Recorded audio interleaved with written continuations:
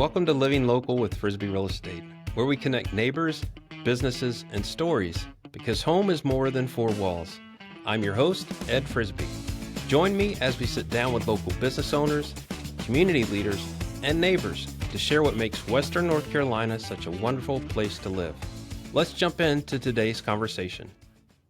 Hey, we're excited today to have Daniel Andreotta with Integrity Financial Group here in Hendersonville. Daniel, thanks for taking the time to come and talk to us for a few minutes. Thanks for the invite. Absolutely. So we talk about community, we talk about activities going on, we'll talk about your business, anything else that may develop. But first, Give us a quick overview of Integrity Financial. Sure. So we are an independent fiduciary financial planning and advising practice.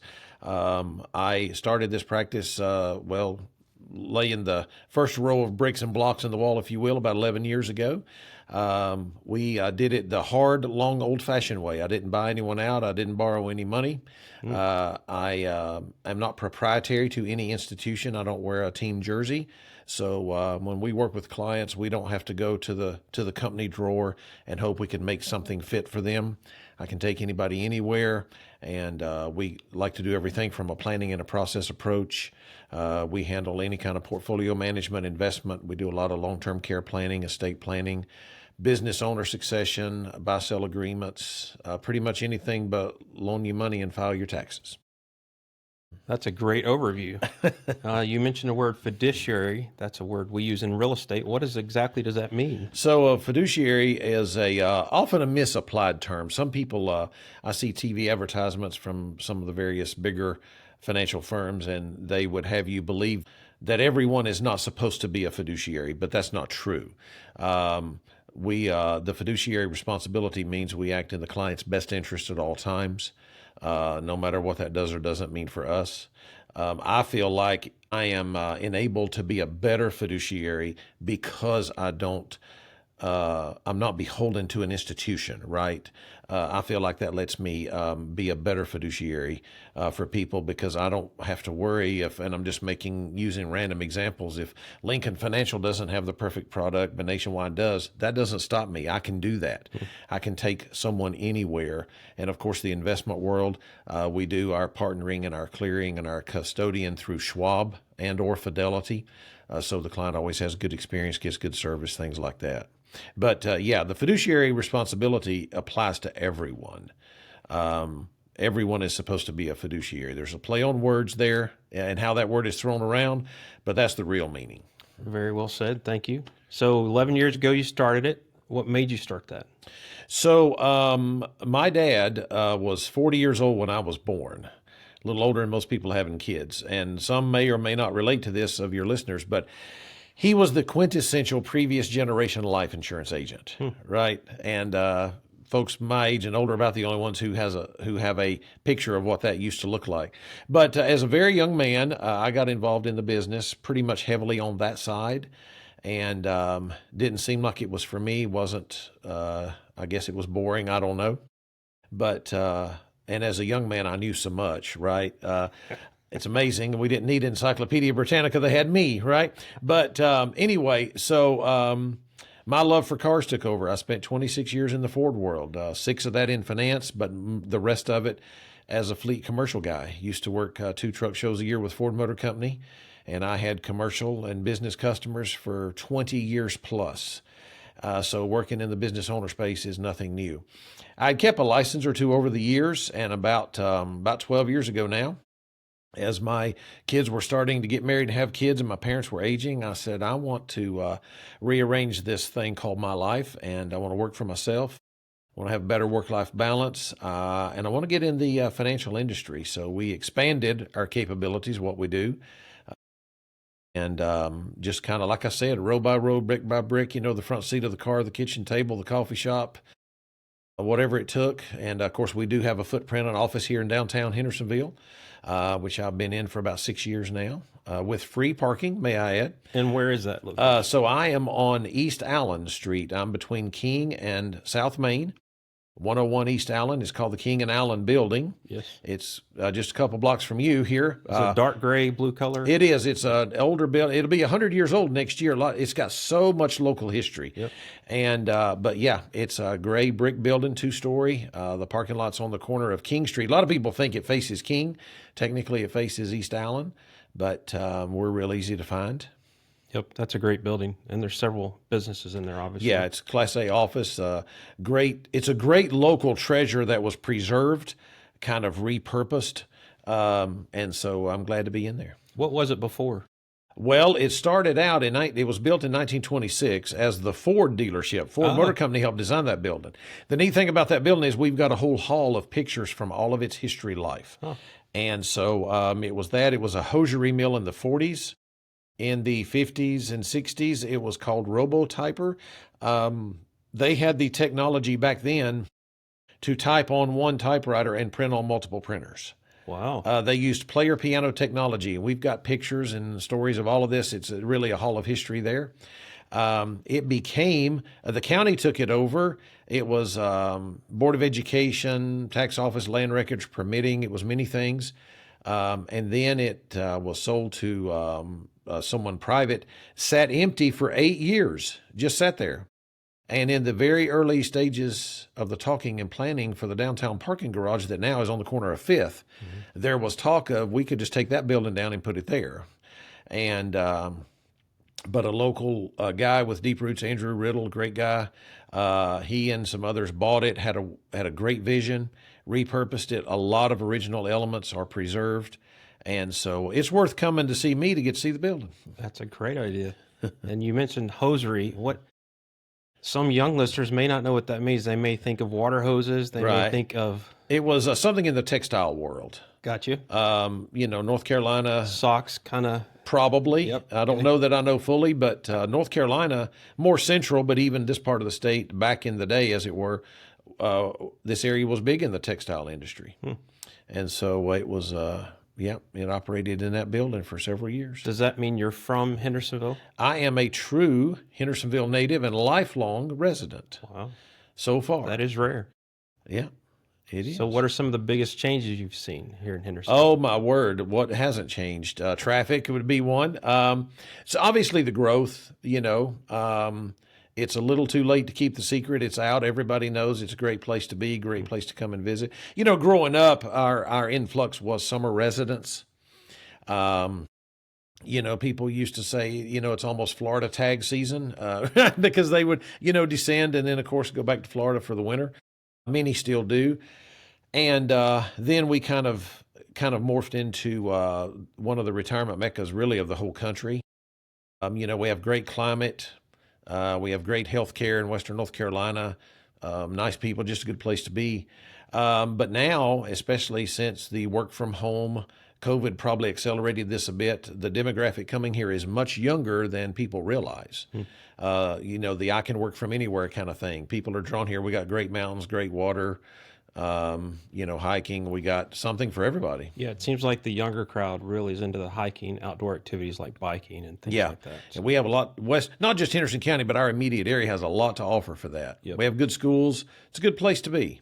And I have noticed it seems like if you look at the history of Henderson County, a lot of those people that use this area as a second home tend to come from Charleston area as well as parts of Florida. Yeah, historically, really first, the folks coming here for the second homes were from Charleston. I guess Florida caught on later. And most of Florida, most of the traditional summer residents of decades ago had retired from the northern part of the country to start with, so we, like I say, the word's out. So this next question could actually tap on two things related to you, but what do you love most about serving this community? You can make and do the most good locally wherever you live, serving the community. That means running a quality business just like you do. You guys run an awesome business here, being a good citizen, a good corporate citizen. You can serve the community, raising a good family, being involved, be involved in a great church, be involved in the Chamber of Commerce, be involved in, athletics, have your kids involved in things. Just be a good, to me, you can do so many things all within, the shadow of where you live. We all want to make the world better, but you can start by your world. Yep. Well said. And you once served as county commissioner for Henderson County. I did. My term ended the 1st of December in 24, so I'm less than a year out of office.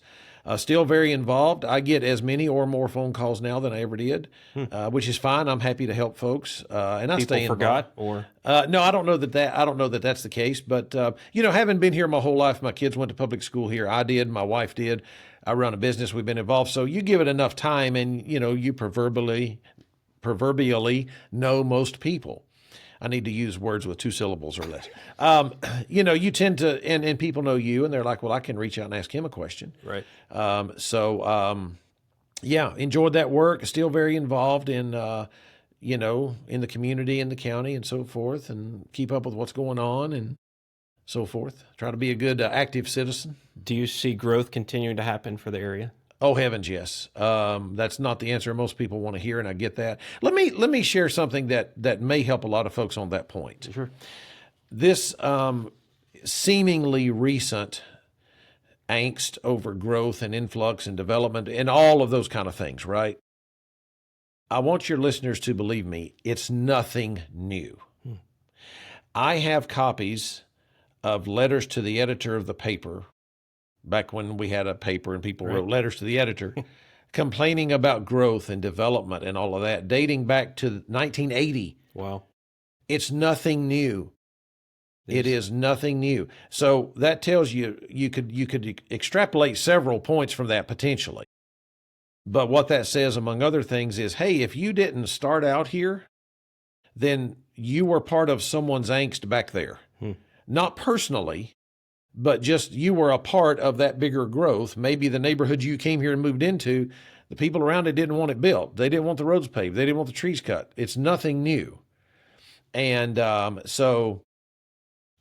always, when I would meet so many people that weren't from here, I've always, even when I was just in any business setting, I would say, what brought you here? Why'd you pick us? Because they come from everywhere. And they all said pretty much the same list of things. We love the area, love the weather, taxes are not bad, things like that. But they all always said the people are so kind and so welcoming. And I'm just going to tell you, I feel like that tone is changing. I think there's and so I would encourage people who, quite frankly, some of the ones who have the loudest voice against growth and development are some of the ones who have benefited from it, that have been here 10 years or less. And I would encourage them to say, hey, it's not practical to say the community that was so welcoming to you has the option to stop being welcoming. I don't want to see us exploding growth. Trust me, the folks who have deep roots here didn't want a lot of the building and development that's already existing. So, it needs to be managed and directed, but I would encourage it on the people side too. I think if we'll all calm down, it's probably going to be okay. We have a tremendous amount of senior demographic, and if you do the math based on averages, 20, 25 years from now, depending on what growth we have of the younger demographic, you're going to see, probably by attrition, a lot less people living in this county. I mean, you have to factor that in. If everybody coming here was 30, then we might be doomed for the next, 50 years. But so many people here are senior adults, and, I hope they live a long time. I'm not trying to, kill them off, but I'm just saying, if you look at it practically, I think, and there's ebb and flow. Sometimes you feel like you're getting too full, and sometimes you feel like, okay, we've lost a lot of people. We have less residents. I encourage people to rest assured it's going to be okay. Let's try to make good decisions about growth and development. It's a welcoming community. It welcomed you, probably. And so join in and still be welcoming, because, hey, we may have someone move here that has the best idea in the world about growth and development, or that is a great engineer, or starts a great company and gives our young people great job opportunities, and so they don't feel like they have to move away. Well said.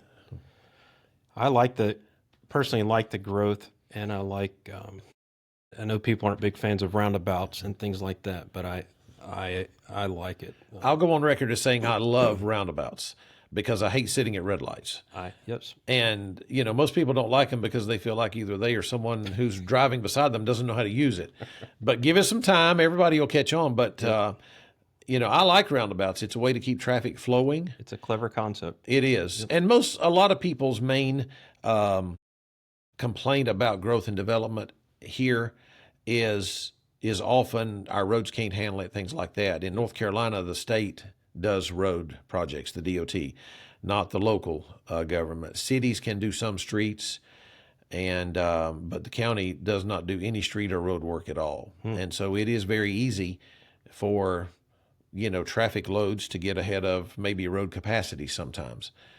Yes. So it's, just start allowing 10 more minutes. Again, if we relax, be calm, everything will be okay. So this is a loaded question for anybody that lives around here, but what's changed for your business in the last year? So I think the answer to that is probably going to be a little bit unique to whatever industry person you're interacting with. For me, I will say in the last year in my business, a factor that is often not correlated to what we do, saving, investment, retirement planning, all those kind of things. Legislation is huge, or at least it can be. At the state level, if they change a tax rate or, they change something that qualifies for tax deferral or whatever, but certainly at the federal level. We've had an administration change. They brought in new policies and those are changing. So I'm going to say, and I've said this a lot one-on-one to folks, of course, as a disclaimer, we can't give blanket financial advice, but I'm just going to say that it is a very good climate right now and for the foreseeable future, by all indicators, to make some very good financial planning decisions. There is one thing that kills my business or the financial world. It's not a depression. It's not a recession. It's not high gas prices. It's not high unemployment. I mean, those things don't help. But the one thing that will freeze it in place is called uncertainty. Everyone, I don't know what's going to happen, so I'm just going to freeze and stand here at parade rest until something gives that makes me feel comfortable. So what do we have now that can give us a measure, to the degree you can have it in earthly life, a measure of certainty? Well, that is, like it or love it, or hate it, whatever your feelings are, what's called the big beautiful bill. We now know for the next, I'm going to say 4 to 6 years anyway, we have a reasonable anticipation of what federal tax rates are going to be.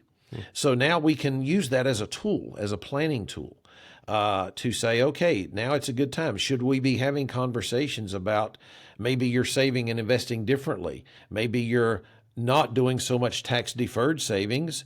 We still owe $37 trillion and counting. So if you live another 30 years, my opinion is you're not going to pay less in taxes at that time because the bill gets paid. And people tend to focus on saving in a way that gets it off their taxes now. I say this, and I'm not afraid to say it in generally publicly, do all you can to pay the least tax you can. That makes sense. Right. But pay your taxes now with a smile. They're probably on sale. And because we owe so much federal debt. And so for the next foreseeable few years, we can know what those tax rates are going to be. So let's take advantage of that, use it. It may mean something different for the next person I talk to over the last person I spoke with, but it's a part of what we do. And, everybody talks about the markets and, the charts and graphs and the lines and the stock market and bonds and all these kind of things. But the legislative policies we live with can be tools and have a huge impact on how you do your financial planning. So that's probably been a big change for us, and it's a really good time. It's always a good time to make good decisions. But I'm just going to say that the climate and the atmosphere is very, very in favor of a person getting more focused, more intentional about saving, planning for the future, investing, making retirement income plans. You need to have a distribution plan for retirement that is as equally as important as it is to have a saving plan and an investing plan while you're working. That's great information and great reminders. So to switch gears a little bit, I thought you're going to touch on Hurricane Helene. I'm happy. Yeah, well, that touched on all of us. One year question, but I know it affected you personally. You share that real quick with people? Sure. So we all know that you're not supposed to have to deal with a hurricane or flooding in the mountains, but that Hurricane Helene proved that at least it can happen. And so, yes, definitely affected us all, but it did affect me personally. So Hurricane Helene hit Friday, September 27th of 24. On Thursday, before that day, we had quite a bit of rain leading up to the day of, if you want to call it that. And so my then 85-year-old, 4-month widowed mother-in-law had a lot of water rising at her home. So we brought her to our house just, as a precaution. And we built our house in 1997 here in town, raised my kids there and so forth. Don't know why, always thankful that I probably haven't spent 48 hours in 27 years without power. For whatever reason, I have very resilient electricity, and I'm glad. And I said to my wife, we live in a subdivision. It's pretty wooded, got some hills. I said, this could be different. We could have some problems. And at 5 o'clock that morning, the loudest sound I've ever heard is 4 trees, 2 of which I can't reach around, coming into our house. Wow. My mother-in-law was already up. My kitchen area took the brunt of it. She's sitting on the other side of a wall in the living room. It's a wonder she wasn't in the kitchen.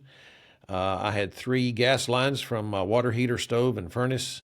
Some in the basement. Limbs went all the way down through that, busted all those loose. So we got 3 natural gas lines pumping in our house. Gosh. The power stayed on. You get up and walk in there, and all you see is the outside and trees. You're frozen. You're in shock. You're a lot of things. But in the moment, we're running around flipping lights on and off, trying to group up to leave. Thankfully, we didn't become a firecracker. No kidding. But the fire department got there quick and got the power and the gas turned off. And oddly enough, I was able to get out of our neighborhood. Had we stayed much longer, there would have been so many trees down that we couldn't have been in the house and couldn't have left the neighborhood either. Yeah, it got worse after. Oh, yeah. So went back into the neighborhood the next afternoon when there was some calm. And we went to our daughters, and so we were safe there, and that worked out well. But went back in the neighborhood the next afternoon, and, of course, it looked like a war zone. I mean, just trees everywhere. The residents of the neighborhood had cut just a 1 vehicle wide path in and out. You could, scrape in and out of there. But, so what the trees didn't destroy on our personal journey, the rest had to be tore down. So we've had to totally 100% rebuild our house. Wow. And just this morning, thank the Lord, and I do mean that literally, we got all of our final inspections. So hopefully within a week or so, we'll have our gas and power and things like that, and we'll be back in our home. A little over a year to date. Correct. Yeah. Wow. And you've rented a house in the meantime? We have. We've been in a rental. We've been fortunate, been thankful. And let me just say on that point, 2 points. So many, they say after a fever comes a chill. I get that. But do not forget, you talked about being a good community citizen. Here's the perfect way. Still, so many people are dealing and suffering, struggling with the effects of Helene and trying to, get back to where they were or get to a better place than they are now, whatever that looks like. Right. So if you're wondering, hey, what can I do to be a good Henderson County citizen? Boy, you don't have to look far. Jump in and be of help, whatever that looks like in those areas. And number 2, I tell people this in our practice. I don't handle P&C or property and casualty insurance. We do some lines of insurance, but nothing of the property and casualty line. I tell them all the time, if you're trying to find a way to save $500 a year, eat out one less time a month and you're there. Scrimp on your homeowner's insurance. Because your homeowners, should you have any kind of claim, is simply going to pay you based on the provisions you had in your coverage. That's how that works. If it's loss of use, if you have to be in a rental, if it's contents, if it's replacement, whatever it is, they're going to pay out based on the provisions that you chose. I don't encourage being insurance poor. Your home is probably your biggest asset. Yep. And do not be afraid to protect it well. I see that often in real estate. And I bet you do. People, try to save. Yeah. There's a balance. I get it. Don't ask the right questions. Right. Yeah. Exactly. And listen, come to us. We advise people in areas that we can't serve. We often tell you, make sure you got your legal documents in order, your will, your trust, your estate plan, whatever that is. Make sure you have an umbrella policy on your auto insurance. If you don't know what that is, you can reach out to us. We'll explain that. we look at your homeowners with you and give you our thoughts if, you don't want to be underprotected, for sure. So real fast, we're going to wind down in a moment, but tell me, do you have a favorite coffee place in town that you go to? If not, you don't want to pick a favorite, maybe your top 2 or 3. Yeah. So I am what I call a reverse coffee snob. All right. If your coffee order has more than about 4 words, we might need to meet and chat. My favorite coffee place, I guess, would be my kitchen or my office, because I'm a Folgers and a Maxwell House and a coffee mate kind of guy, right? That's awesome. These coffee orders nowadays are way too complicated. There are too many flavored creamers. My wife, my daughter also, they love that stuff. And sometimes I literally, this is true, they have to send me a picture of the label of the creamer from home so that I get the right one in the store. Wow. Right? It's everything but coffee. Yep. It's like, soy, oat. Exactly. Caramel, raspberry, all these things. All those things have a place, but for me, the coffee isn't where they belong. Huh. I am the reverse of most people in that area. How about a restaurant? You have a favorite or top 2 or 3? I do. I like them all, as you can tell. So we are big Chick-fil-A fans. All 3 of my kids worked there as teenagers. Okay. And for several years, and I know the owner locally, he's a great guy, and we like the company, but we love the food. I've never had a bad meal at Chick-fil-A. I am a true carnivore, so anywhere that serves an awesome steak is my kind of place. We like beignets. You like yes, beignets? Love beignets. Yeah. Love the bread, love the steak, love the peanuts. I love throwing them on the floor. Like there's people that work there that I went to high school with that worked there for years. Yeah. Most places I go, it's some form or another of Old Home Week, as we say. But Binions is great. Binions has a tremendous amount of business, transient business. People, they're a half mile off the interstate. Yeah. And, while you're waiting for a table, which is most of the time when you go there, you encounter people that are from somewhere else headed to somewhere else. That's very interesting. Yeah, it's interesting. So you mentioned Chick-fil-A, Joel Benson. Yeah. I assume my 3 children work there as well. Yeah. I hope to get Joel on here and talk to him about Hurricane Helene. I know he had a lot of damage personally. Sure. And it's been a challenge. But can you think of anything else, Daniel, we talked about earlier that maybe I forgot to mention? You do have a website. Yes, we do. So you can find us at Integrity Financial Group NC, like North Carolina, integrityfinancialgroupnc.com. Our contact information, phone number, and all that is there. Okay. You can reach out to me directly during business hours, 828-329-7820. Come have a conversation with us. It will cost you that conversation and no more. If you have any thoughts or questions or concerns about your financial journey, they're probably founded and they should probably be examined. We'll try to be of help and of service to you anytime. Happy to help you. Anything exciting for your business in the coming months or year? Do you have other people in your office? So we do have some folks that we work with, partner with on occasion. Locally here, it's typically just me in my office. As ironies go, my oldest son lives in Hendersonville, Tennessee, and is in the same industry. And I have a couple of folks locally that are in related fields. For example, we have a will and estate and trust attorney that we partner with often. Never had a complaint from a client, and it's good that we work together well so that the financial plan and the estate plan, travel well. There's a couple of areas that if we run into that we need some help, we call in some folks like health insurance. We're licensed to do that. I don't do it. And sometimes on the Medicare supplement, I got a good friend and colleague in the industry who he's really strong in that space.